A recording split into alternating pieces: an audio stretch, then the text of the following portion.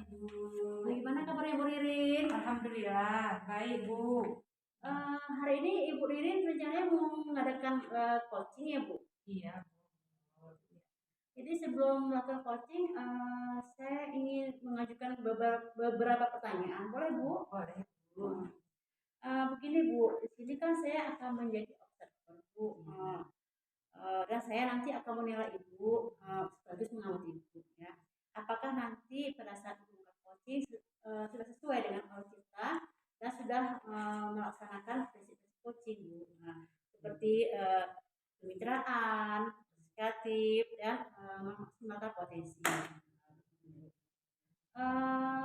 Terus Bu, dalam proses coaching nanti kira-kira potensi apa yang ingin Ibu kembangkan? Ya, dalam proses coaching ini ada beberapa potensi yang ingin saya kembangkan, yaitu kehadiranmu, kemudian mendengar aktif ya, dan bisa membuat pertanyaan yang berbobot lah untuk coaching ya. Jadi di sini Ibu akan kembangkan kehadiran penuh, pendengar aktif dan begitu ya. Terus Bu, kira-kira dari ketiga potensi ini, potensi yang mana yang akan Ibu lebih kembangkan? Dari ketiga kompetensi tadi, mungkin saya yang lebih ingin lagi saya kembangkan yaitu di pendengar aktif dan bisa membuat pertanyaan yang lebih berbobot. Ya. Terus Bu, kira-kira indikator pencapaian apa yang nanti ingin Ibu dapatkan? Indikator yang ingin saya dapatkan yaitu setelah percakapan coaching ini nanti coaching saya itu bisa mendapatkan solusi dari permasalahan yang dihadapi. Baiklah Bu Ririn, terima kasih atas waktunya. Nanti semoga proses coaching yang dilaksanakan berjalan dengan lancar ya Bu ya. Terima kasih. Terus nanti Bu selesai coaching nanti kita mungkin berdiskusi kembali ya Bu Ririn ya. Oke Bu, terima kasih Bu. Semangat Bu Ririn.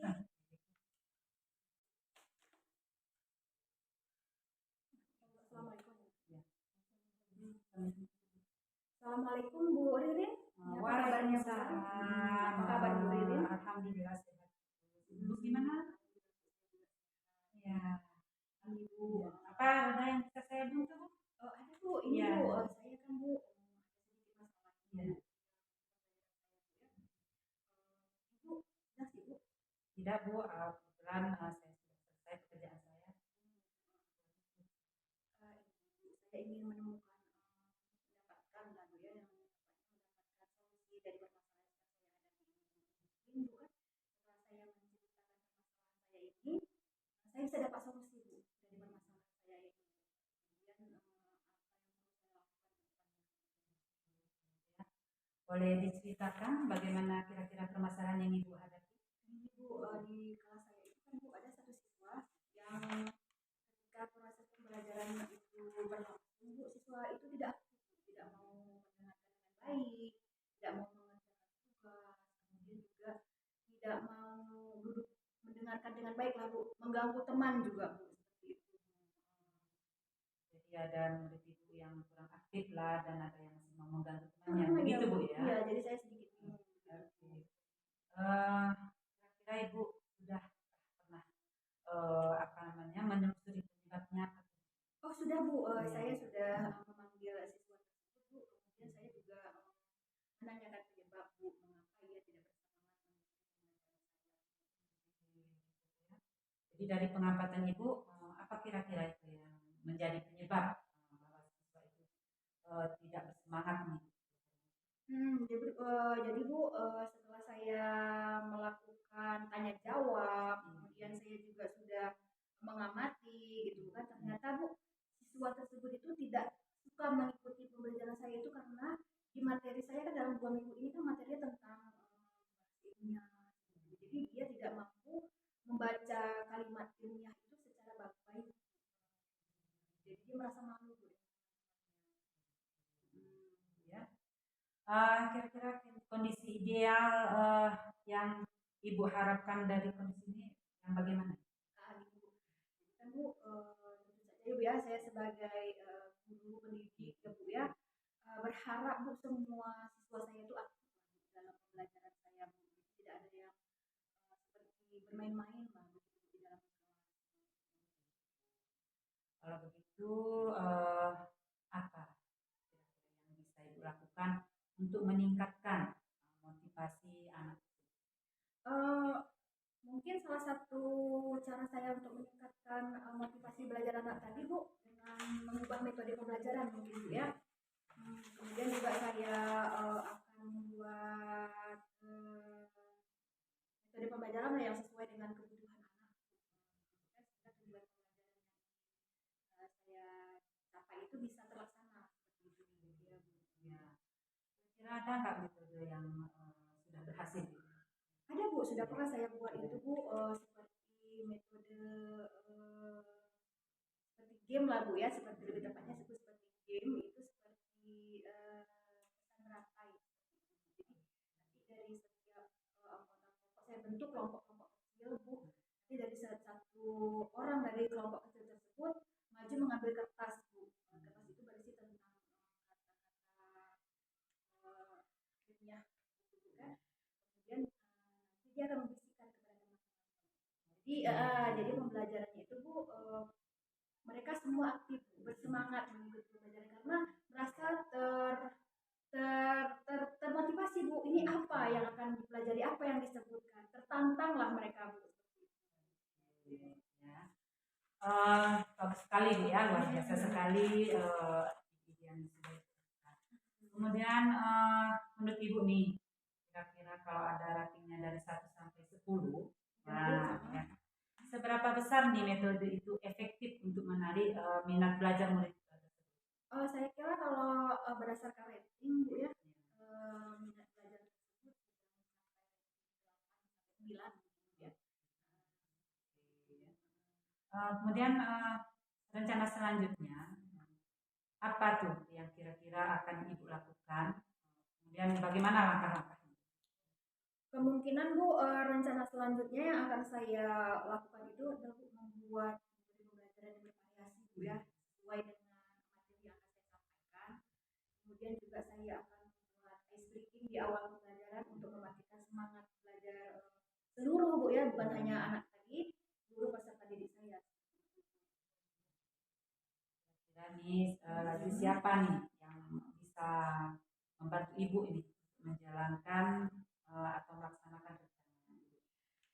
Jadi Bu, untuk melaksanakan rencana saya ini Bu, saya sangat membutuhkan dukungan dari beberapa pihak Bu ya, terutama kepala sekolah, kemudian wali kelas juga Bu, kemudian guru bimbingan konseling, dan terutama orang tua dari wali siswa.